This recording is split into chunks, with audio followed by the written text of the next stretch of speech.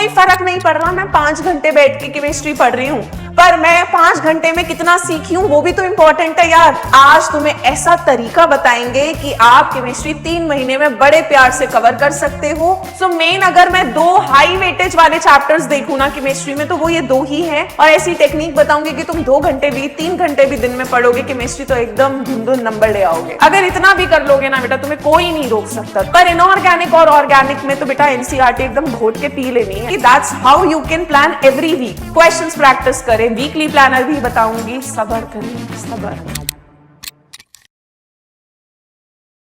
Hello hi नमस्ते, my name is Ashima Gupta. और अब जो दिमाग में सवाल आ रहा है वो यही सवाल आ रहा है कि मैम 12th की केमिस्ट्री 3 महीने में कैसे खत्म करे यार। बोर्ड्स में अब मुश्किल से 3 महीने बचे हैं, फेस्टिव वाइब्स आ रही हैं भाई, दिवाली आ रही है, छठ पूजा आ रही है, कैसे तो मैम पढ़े, कैसे फोकस करे, कैसे केमिस्ट्री को कवर करे इन 3 महीने में। तो आज तुम्हें ऐसा तरीका बताएंगे कि आप केमिस्ट्री 3 महीने में बड़े प्यार से कवर कर सकते हो। और बोर्ड के अंदर बेटा आई am very sure if you follow this technique for regularly 3 months आप 90% से ऊपर केमिस्ट्री में आराम से ले आओगे, बहुत आराम से लेकर आ जाओगे। तो क्या बोलते हो, टेक्निक बता दे तुमको, स्ट्रैटेजी बता दे कि कैसे 3 महीने में केमिस्ट्री पढ़नी है, किस तरह से पढ़नी है। चलो यार, सो अगर हम बात करें कि पहले हम बात कर लेते हैं बेटा कि जो सीबीएसई की मार्किंग स्कीम आ रखी है इस साल के बोर्ड एग्जाम के लिए वो क्या है। हमें कैसे पता चलेगा फिर कि हम किस चैप्टर पे ज्यादा फोकस करें। करना तो वैसे सब पर ही फोकस है, 10 चैप्टर है हमारे पास, पर अगर हाई वेटेज वाले चैप्टर्स हम देखें तो बेटा हाई वेटेज वाले चैप्टर्स में अगर मैं पूरी लिस्ट में देखूं, है ना, नंबर ऑफ पीरियड्स का मतलब है कि कितने दिनों में चैप्टर आइडियली खत्म होना चाहिए स्कूल वालों के हिसाब से, ठीक है। मार्क्स पर अगर हम जाएं तो बेटा देखो इलेक्ट्रोकेमिस्ट्री मुझे सबसे ज्यादा नंबर का दिख रहा है ना। इलेक्ट्रोकेमिस्ट्री हमें कितने नंबर का दिख रहा है, 9 नंबर का। यानी यहां से पूरे चांस है कि 2 क्वेश्चन तो होंगे ही, और 2 में भी 1 क्वेश्चन ज्यादा नंबर का पूरा पॉसिबल है ना। और इलेक्ट्रोकेमिस्ट्री में ज्यादातर जो आपका न्यूमेरिकल वगैरह आएगा वो कहीं ना कहीं अच्छी जगह से ही आएगा, है ना। नेक्स्ट अगर हम बात करें बेटा आपके another high weighted chapter is aldehyde ketones and carboxylic acid, है ना। एक तो ये बड़ा चैप्टर भी है, प्लस ये हमारा बोर्ड में कितना आ रहा है, 8 नंबर का आ रहा है। बाकी चैप्टर्स में ज्यादा भेदभाव नहीं करा गया, है ना। बाकी चैप्टर या तो 7-7 नंबर के हैं या 6-6 नंबर के हैं, ठीक है। सो मेन अगर मैं 2 हाई वेटेज वाले चैप्टर्स देखूं ना केमिस्ट्री में तो वो ये 2 ही है, इलेक्ट्रोकेमिस्ट्री और aldehyde ketone and carboxylic acid, 9 और 8 नंबर के। बाकी चैप्टर ऐसा नहीं है बेटा बहुत कम नंबर के हैं, कोई फर्क एज सच नहीं है, 1-2 नंबर का ही फर्क है। तो हमारे लिए 10 चैप्टर हमें पढ़ने हैं, 10 चैप्टर और बहुत ही शिद्दत से पढ़ने हैं। सो अब बात करते हैं कि कैसे स्ट्रैटेजाइज करें, कैसे यूटिलाइज करें इन 3 महीनों को। 3 महीने का मतलब है अगर हम बात करें how many weeks in 3 months do we have to study chemistry. I am very sure आपको और सब्जेक्ट्स भी पढ़ने हैं, पर अगर हम बेटा केमिस्ट्री की बात करें पर्टिकुलरली, मैं ये नहीं कह रही कि आप पूरे दिन केमिस्ट्री पढ़ो, और ऐसी टेक्निक बताऊंगी कि तुम 2 घंटे भी 3 घंटे भी दिन में पढ़ोगे केमिस्ट्री तो एकदम धुंधुन नंबर ले आओगे। सो बेटा अगर हम 3 महीने में बात करें तो 3 महीने में अप्रोक्सीमेटली, है ना, अप्रोक्सीमेटली अगर मैं बात करूं we will have approximately 12 weeks. वैसे 12 हफ्ते से तो कुछ दिन एडिशनली मिल जाएंगे, है ना, क्योंकि अगर मेरे पास 3 महीने ऑन एन एवरेज में 30 डेज का लगाऊं तो आई विल हैव 90 डेज, है ना। बट अगर मैं 12 वीक्स से लगा रही हूं तो विल हैव अप्रोक्सीमेटली 84 डेज। तो वो जो 5-6 दिन है, चलो मैं तुमको वो 5-6 दिन फेस्टिव वाइब्स के लिए दे देती हूँ, कोई दिन तुम्हारी तबीयत खराब हो गई, तो हम जो स्ट्रैटेजी बना रहे हैं वो 12 हफ्तों के हिसाब से बनाएंगे 12 वीक्स में, ठीक है। 5-6 दिन जो एडिशनल है उनमें आप चलो थोड़ा फेस्टिवल एंजॉय कर लिया आपने, कभी हो गया लो फील कर रहे हैं, थोड़ी तबीयत ढीली थी, घर में मेहमान आ गए, XYZ बहाने लगाने में तो तुम लोग माहिर हो। सो अगर हम इन 12 वीक्स की स्ट्रैटेजी को देखें तो हमारे पास एग्जैक्ट अगर मैं 3 महीने में कहूंगी हम 12 हफ्ते भी लगातार यूटिलाइज करके पढ़ लें तो हम पूरी केमिस्ट्री बहुत आराम से पूरी केमिस्ट्री कवर कर लेंगे, क्वेश्चंस भी कर लेंगे, एनसीईआरटी भी पढ़ लेंगे, सब कुछ पढ़ लेंगे। स्ट्रैटेजी देखते चलो अब। सो बेटा अगर हम बात करें चैप्टर्स, तो हमारे पास केमिस्ट्री में जो टोटल चैप्टर्स हैं वो 10 है ना, 10 चैप्टर आ रहे हैं, बाकी चैप्टर्स हमारे डिलीट हो चुके हैं, तो we have a total of 10 chapters. अब अगर हम डिस्ट्रीब्यूट करें, तो मैंने इनको ना डिस्ट्रीब्यूट भी कर रखा है कि जो शुरू के 3 चैप्टर है, यानी बेटा सोल्यूशन हो गया, इलेक्ट्रोकेमिस्ट्री हो गया और केमिकल काइनेटिक्स हो गया, ये हमारे फिजिकल केमिस्ट्री के चैप्टर हो गए। इनऑर्गेनिक में 2 ही चैप्टर आ रहे हैं इस बार, आपके 2 चैप्टर हट चुके हैं, है ना, मेटलर्जी वाला, जनरल प्रोसेसेस वाला वो चैप्टर हट गया है, और आपका एक और चैप्टर पी ब्लॉक जो बहुत बड़ा होता था किसी टाइम पे, वो भी हट चुका है। सो 2 चैप्टर हमें इनऑर्गेनिक के करने हैं, ऑर्गेनिक में हमें ज्यादा चैप्टर करने हैं, ऑर्गेनिक की वेटेज ज्यादा है, 5 चैप्टर्स हैं भाई, एकदम भारी भारी से। सो अगर हम बात करें ऑर्गेनिक में भी बेटा, ये 2 चैप्टर छोटे हैं, ये 3 ही है जिनको हमें मेनली फोकस करना है। सो अगर अब हम बात करें, देखो एक चैप्टर को अगर मैं 1 हफ्ता दूं, तो 1 हफ्ते में तो हम वेरी श्योर तुम 1 चैप्टर कर सकते हो। सो अगर हम बेटा सोल्यूशन 1 वीक में कवर कर लें, इलेक्ट्रोकेमिस्ट्री भी 1 वीक में कवर कर लें, और केमिकल काइनेटिक्स भी 1 वीक में कवर कर लें, ठीक है, कैसे कवर करना है वो भी बताऊंगी, पर हम अभी टाइम अलॉट कर लेते हैं कि हमें किस किस चैप्टर को कितने कितने दिन देने हैं, कितने कितने वीक्स अलॉट करने हैं। तो इसको 1 हफ्ता, इसको 1 हफ्ता, इसको 1 हफ्ता दिया, यानी फिजिकल केमिस्ट्री को हमने कितने वीक्स अलॉट कर दिए, 3 वीक्स, है ना। 3 हफ्तों का मतलब है नियर अबाउट 21 दिन, 7 या 21 दिन हो गए। चलो, डी एंड एफ ब्लॉक और कोऑर्डिनेशन कंपाउंड्स भी मैं कह रही हूं कि आप 3 हफ्ते में कंप्लीट कर लो भाई, इनऑर्गेनिक को बुरा नहीं लगना चाहिए, ठीक है, क्योंकि डी एंड एफ ब्लॉक फिर भी छोटा है, पर कोऑर्डिनेशन कंपाउंड्स थोड़ा बड़ा चैप्टर है, तो आप अकॉर्डिंगली अपना टाइम डिस्ट्रीब्यूट कर सकते हो कि मान लो आपने कोऑर्डिनेशन कंपाउंड्स में 2 वीक लगा दिए, है ना, क्योंकि कोऑर्डिनेशन में you have to practice good number of questions also, nomenclature बड़ा टॉपिक हो गया, वीबीटी बड़ा चैप्टर टॉपिक हो गया, आइसोमेरिज्म थोड़ा बड़ा टॉपिक हो गया, क्रिस्टल फील्ड थ्योरी हो गई, इस चैप्टर में काफी इंपॉर्टेंट चीजें हैं। तो अगर मान लो तुमने डी एंड एफ ब्लॉक 1 हफ्ते में कर लिया, तो आप कोऑर्डिनेशन कंपाउंड को 2 वीक दे सकते हो, ठीक है। नेक्स्ट अगर मैं बात करूं बेटा, हैलोवेल्केन, हैलोवरीन को हम 1 हफ्ते में खत्म कर सकते हैं, अल्कोहल, फिनॉल, ईथर को भी हम 1 हफ्ते में खत्म कर सकते हैं, ये बहुत बड़े चैप्टर नहीं है। Aldehyde, ketone and carboxylic acid को हमने 1.5 हफ्ते में खत्म कर लिया, ठीक है, 1.5 हफ्ते का मतलब मैं 10 दिन लेके चल रही हूँ, 10 से 11 दिन, और इन दोनों चैप्टर को भी हमने रिमेनिंग 1.5 हफ्ते में खत्म कर लिया, क्योंकि अमीन्स में बेटा 3-4 दिन लगेगा और बायोमोलिक्यूल्स में भी 3-4 दिन लगेगा, फिर भी मैं तुम्हें दोनों को खत्म करने के लिए, अगर तुमने इसको 11 दिन दे दिए तो तुम इसको 10 दिन दे सकते हो, ठीक है, इन दोनों चैप्टर्स को। तो अब अगर मैं टोटल करूं, ऑर्गेनिक में हमें कितने हफ्ते लगाने हैं, कितने दिन देने हैं, तो यहां पर बेटा 1, 2, 3 और 4 वीक,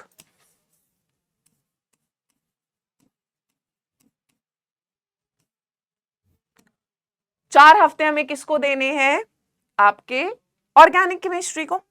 तो अगर हम टोटल करें कि हमारे पास कितने वीक लग रहे हैं हमारे, तो यहां पर बेटा 3, 3, 6, 4, 10, टोटल सही करा मैंने, 1, 2, 3, 4, सॉरी मैं वही कहूं, 5 हफ्ते ऑर्गेनिक को देने। यार देखो चैप्टर ज्यादा है तो हफ्ते तो ज्यादा लगेंगे ही, 5 हफ्ते में हम 5 चैप्टर ऑर्गेनिक के खत्म कर सकते हैं, ठीक है। सो अब हमारे पास अप्रोक्सीमेटली क्या 12 हफ्ते तो पूरे ही थे, उल्टा 6 डेज एडिशनल ही थे, तो अप्रोक्सीमेटली क्या 12 वीक्स है, और 12 वीक्स में 6 डेज आपको एडिशनल भी मिल ही जाएंगे, और जिस महीने में अगर 31 दिन हुए तो और एक एक्स्ट्रा मिल जाएगा, ठीक है, नियर अबाउट 6 डेज एडिशनल मिल जाएंगे। ये मैं कह रही हूँ आप छुट्टी उट्टी ले लो आराम से, है ना, थोड़ा फेस्टिव वाइब, दिवाली मना लेना, छठ पूजा मना लेना, त्योहार मना लेना, कोई प्रॉब्लम नहीं है, ठीक है। बट अगर आप इन 12 हफ्तों को यूटिलाइज करोगे तो आप बहुत आराम से कंप्लीट करोगे। तो अब अगर हम यहाँ पर वीकली देख लें, तो हमने वीकली चैप्टर्स डिवाइड कर लिए हैं। इनऑर्गेनिक में मैंने तुमको लिबर्टी दी है, तुम चाहो तो 1.5 हफ्ते में कवर कर सकते हो, तुम चाहो तो इसको 1 हफ्ता दे सकते हो, इसको 2 हफ्ते दे सकते हो। तो इन टोटल सारे 10 चैप्टर को खत्म करने में हमें कितना लग रहा है, 11 हफ्ते लग रहे हैं, ठीक है। यानी अगर मैं यहाँ पर टोटल बात करूं, टोटल 3 3 6 5 11 11 हफ्ते लग रहे हैं ना, 3 3 6 7 8 9 10 और 11।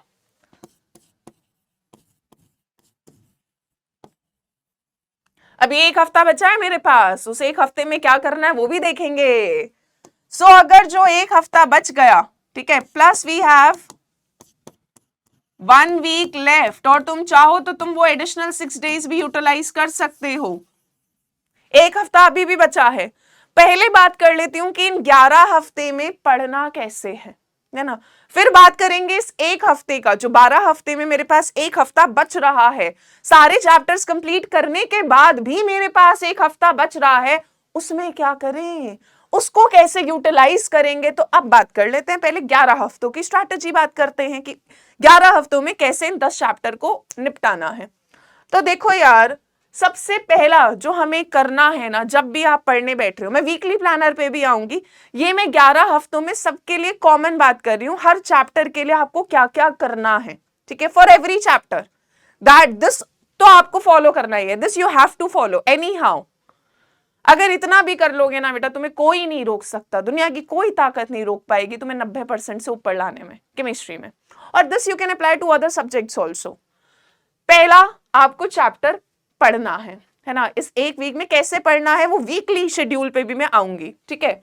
सो हमें चैप्टर पढ़ना है, उसके बाद नोट्स हमें खुद ही बनाने हैं भाई, हैंड रिटन नोट्स से प्रिंट व्रिंट नहीं निकालना।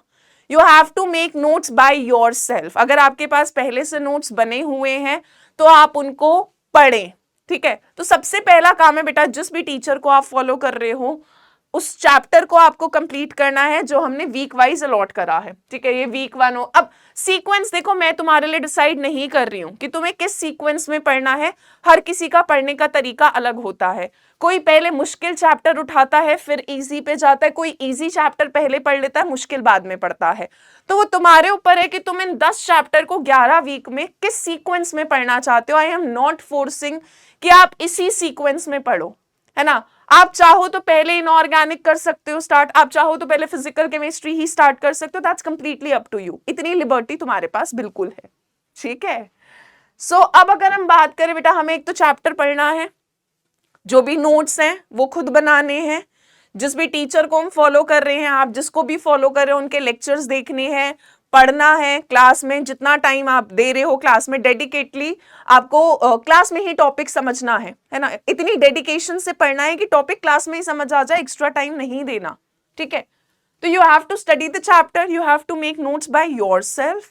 उसके बाद बेटा, जब आप चैप्टर कंप्लीट कर लो, जब भी आप एक चैप्टर कंप्लीट करो, जिस वीक में कंप्लीट करो, आप उस चैप्टर की फिर एनसीईआरटी रीडिंग करो, है ना। फिजिकल में बहुत ज्यादा एनसीईआरटी रीडिंग सजेस्टेड नहीं होती है, क्योंकि फिजिकल केमिस्ट्री में मोस्टली न्यूमेरिकल बेस्ड या कॉन्सेप्चुअल बेस्ड होते हैं, वो भी कुछ कुछ जगहों के कॉन्सेप्ट्स हैं, ठीक है। फिजिकल केमिस्ट्री में आप चाहो तो जब चैप्टर पढ़ लो, आप एक फ्लो चार्ट या एक फॉर्मूला चार्ट बना सकते हो। फिजिकल केमिस्ट्री में that really works very effectively, बहुत अच्छी रिवीजन हो जाएगी आपकी बाद में, ठीक है। सो आप चाहो तो, चाहो नहीं फिजिकल केमिस्ट्री की चाहो तो पढ़ सकते हो, वो मैं आपको ऑप्शनल दे रही हूं। पर इनऑर्गेनिक और ऑर्गेनिक में तो बेटा एनसीईआरटी एकदम घोट के पी लेनी है, समझ रहे हो, बात समझ जाना, फीलिंग समझ जाना। यहां पर तुम्हें भाई एनसीईआरटी की एक एक लाइन पढ़नी है, कुछ नहीं छोड़ना।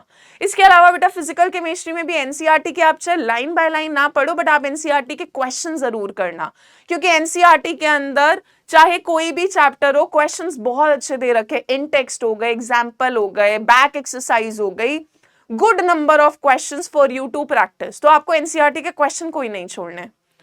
तो आपको बेटा फर्स्ट थिंग जो करनी है, you have to study the chapter, make notes by yourself. उसके बाद बेटा एनसीईआरटी पढ़नी है, आपको एनसीईआरटी पढ़नी है भाई, पढ़नी है। फिजिकल में चॉइस दे दिया फिजिकल केमिस्ट्री में, पर बाकी दोनों में पढ़नी है। Next very important point is, her chapter की बेटा एनसीईआरटी एग्जाम्पल्स, इन टेक्स्ट क्वेश्चन और बैक एक्सरसाइज करनी है। ये मत सोचना कि मैम ये क्वेश्चन तो बहुत आसान है, देखते ही तो हो गया, तो मैं इसको क्वेश्चन को क्या ही करूंगा लिख कर। बेटा जब तक आप लिखोगे नहीं ना, चीजें याद नहीं रह पाती। उस टाइम के लिए आपको लगेगा कि मैंने वर्बली सॉल्व कर लिया, चलो बढ़िया है। जितना आप लिखोगे आपको उतना याद होती हैं चीजें, ठीक है।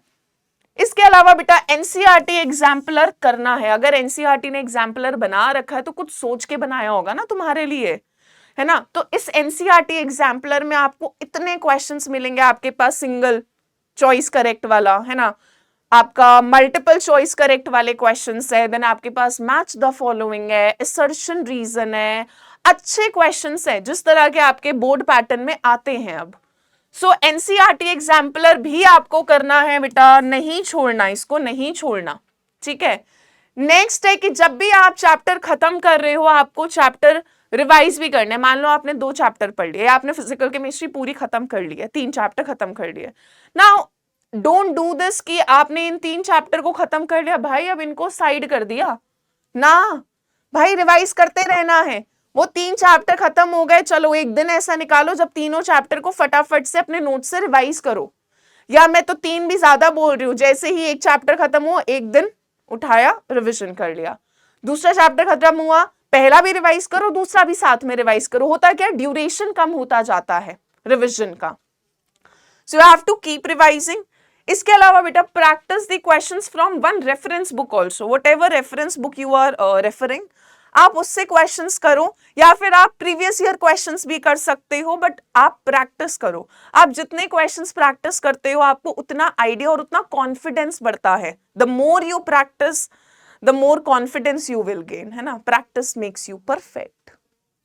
चलिए नेक्स्ट बात करते हैं बेटा, रिमेनिंग एक हफ्ते में क्या करना है। तो ये जो हमें करना है ना, this we have to do for 11 weeks. 11 हफ्तों में हमें हर चैप्टर में, ठीक है, फॉर एवरी चैप्टर, ठीक है, this you have to apply for every chapter, कि हर चैप्टर में एनसीईआरटी पढ़ी, चैप्टर पढ़ा, एनसीईआरटी की एक्सरसाइज करी, एग्जाम्पलर करा, रिवीजन करी, क्वेश्चंस प्रैक्टिस करे, वीकली प्लानर भी बताऊंगी, सब्र करें सब्र। चलो अब बात करते हैं बेटा, जो एक हफ्ता मेरे पास बच गया, क्योंकि 12 हफ्ते थे, 12 हफ्ते में प्लस मेरे पास कुछ दिन और भी बच ही रहे थे, जो एक हफ्ता बच रहा है उस एक हफ्ते में क्या करना है। सबसे पहला काम, उस एक हफ्ते के अंदर 7 दिन है भाई, एक दिन बैठ के आपने क्या करा बेटा, केमिस्ट्री का सॉल्व करा सैंपल पेपर। केमिस्ट्री का सैंपल पेपर क्यों सॉल्व करना है, क्योंकि lot many times same question भी रिपीट हो जाता है, और अगर सेम क्वेश्चन नहीं हुआ सिमिलर क्वेश्चन रिपीट हो जाता है, प्लस आपको पैटर्न का आइडिया लग जाता है।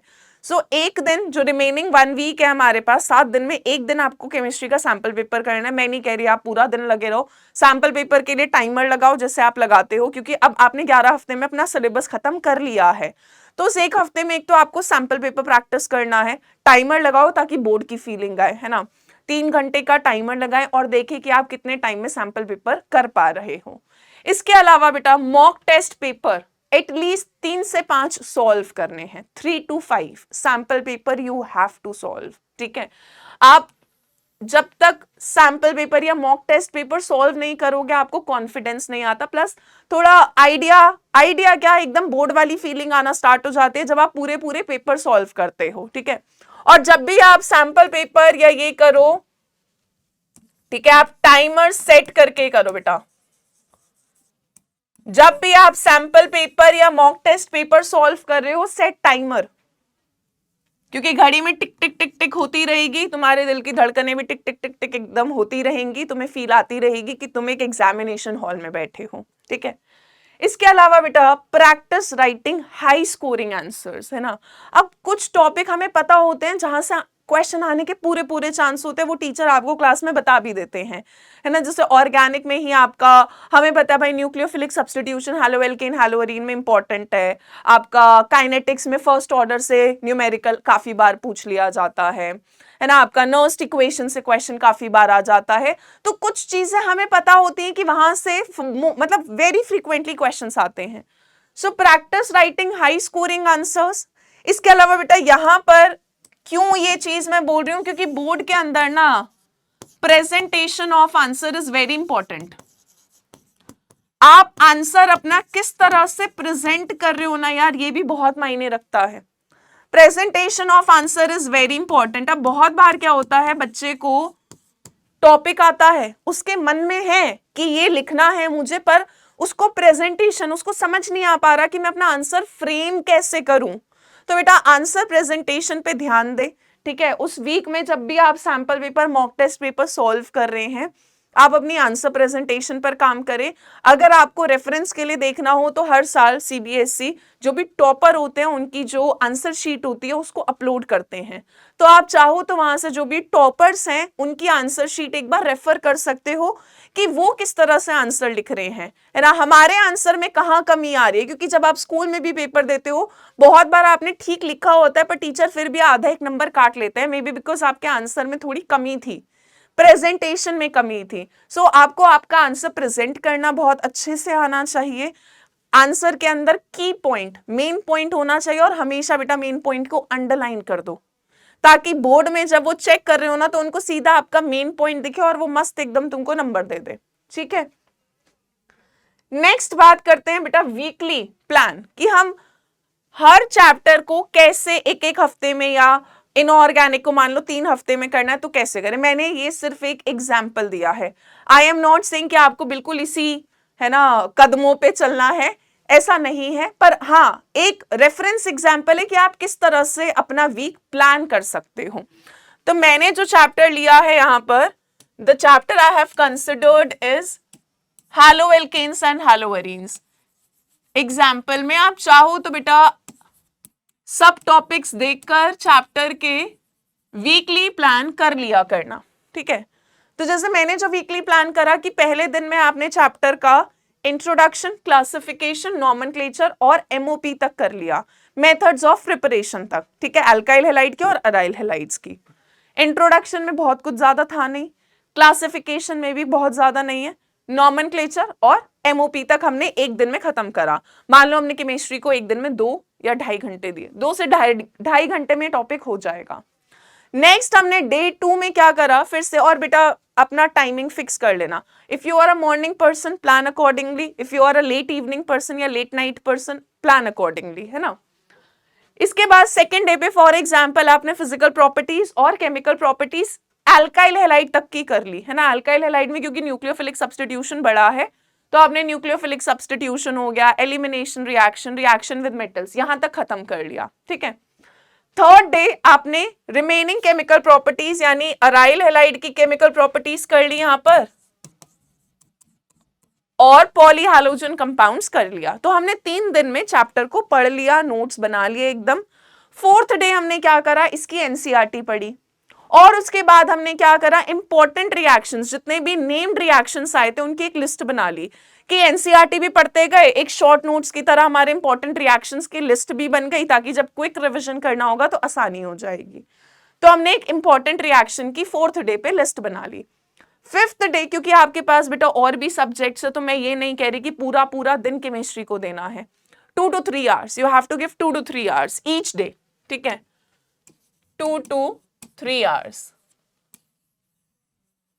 ईच डे, इतना तो आप निकाल ही सकते हो। चलो, फिर हमने फिफ्थ डे एनसीईआरटी के एग्जाम्पल इन टेक्स्ट क्वेश्चन और बैक एक्सरसाइज कर लिया। सिक्स्थ डे हमने एनसीईआरटी एग्जाम्पलर सॉल्व कर लिया, है ना। एमसीक्यू वाले क्वेश्चंस हमने बुक में ही कर लिए, जो सब्जेक्टिव क्वेश्चंस थे वो हमने कॉपी में लिखकर सॉल्व कर लिए।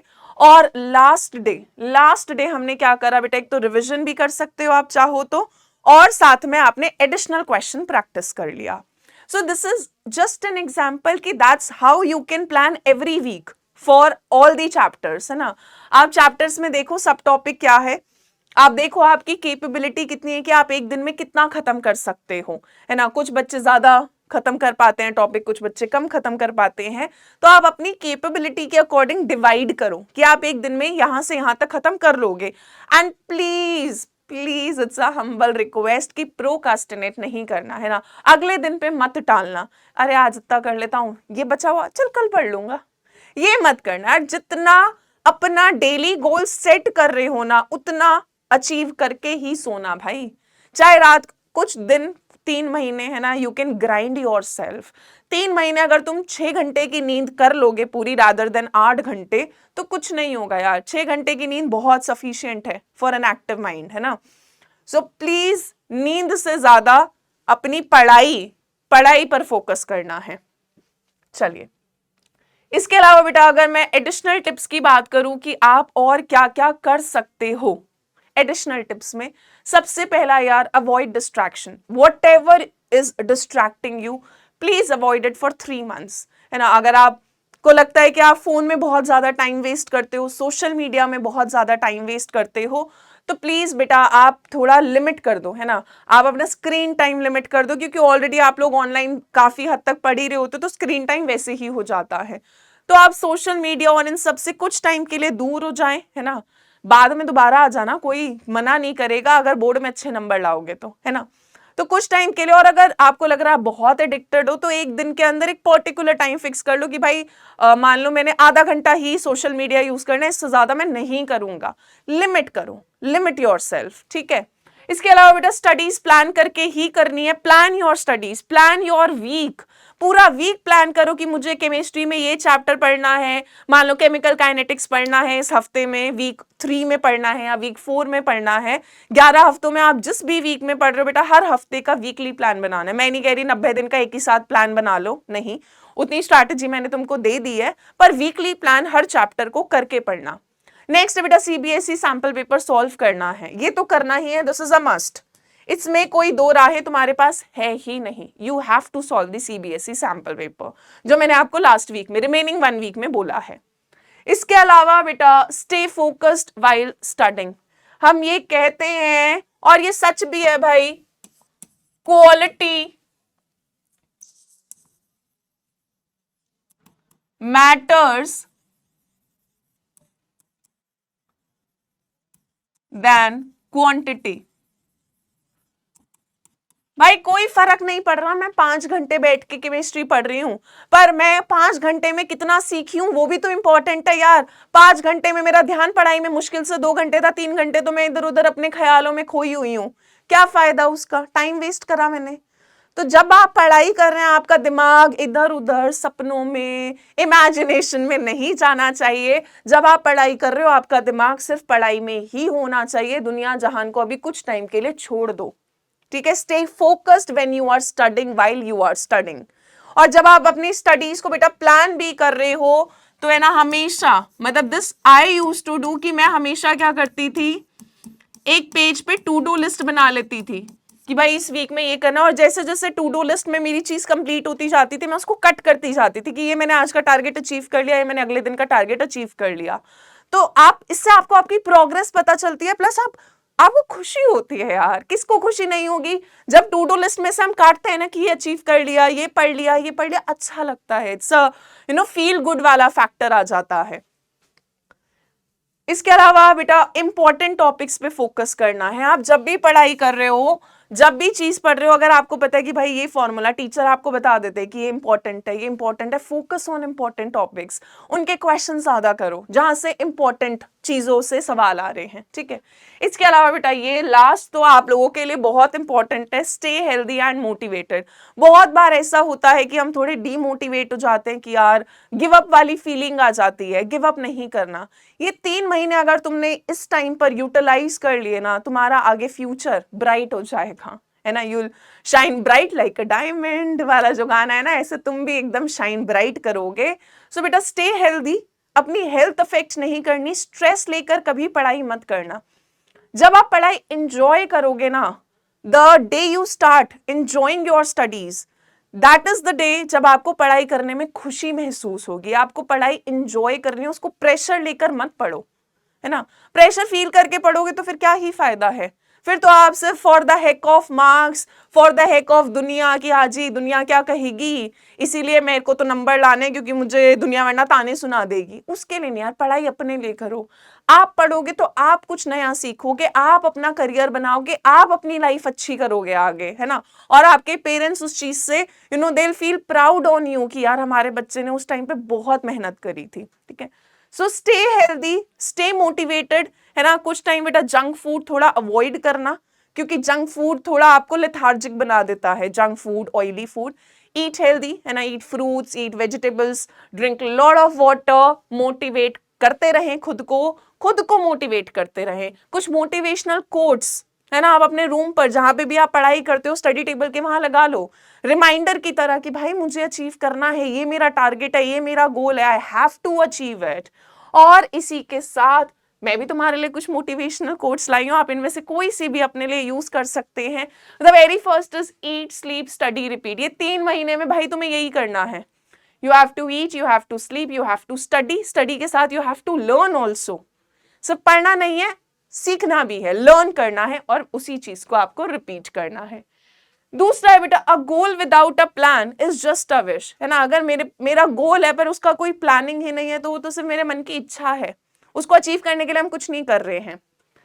एग्जीक्यूट, एग्जीक्यूट करना बहुत इंपॉर्टेंट है। Execute, put in the work and let your results do the talking, है ना। रिजल्ट खुद बोलेगा जब आप जो प्लान कर रहे हो उसको एग्जीक्यूट करो। अगर तुम एग्जीक्यूट ही नहीं करोगे, हमने लिस्ट बना लिया पर हम एग्जीक्यूट ही नहीं कर रहे, मस्त बैठे हुए हैं, बना तो ली लिस्ट, अरे लिस्ट बनाने के बाद खुद से थोड़ा ना पढ़ाई होगी, पढ़ना तो पड़ेगा, ठीक है।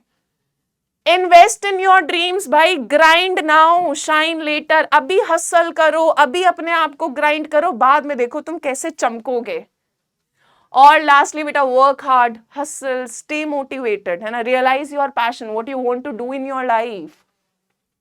और अपने आप को डेली बेसिस पे रिमाइंडर देते रहो कि आप ये क्यों कर रहे हो। Remind yourself on daily basis why you are doing what are you doing और व्हाट यू आर डूइंग। क्यों कर रहे हो भाई ये सब। ये खुद को जब तक रिमाइंड नहीं करोगे तब तक मोटिवेशन नहीं आएगी। मोटिवेट करते रहे, हर किसी का मोटिवेशन का अलग अलग रीजन हो सकता है, but please motivate your self. इस स्ट्रैटेजी को फॉलो करें एंड धुन धुन ब्राइट कलर्स के साथ, है ना, ब्राइट मार्क्स के साथ आप बोर्ड में पास हुए, अच्छे अच्छे नंबर लाए केमिस्ट्री में। आई होप आप सबके बहुत अच्छे नंबर आए। और बेटा इस स्ट्रैटेजी को मेक श्योर यू फॉलो, है ना, बहुत अच्छे से इसको फॉलो करें। Thank you so much, all the very best, all the very best. Thank you, take care, bye bye.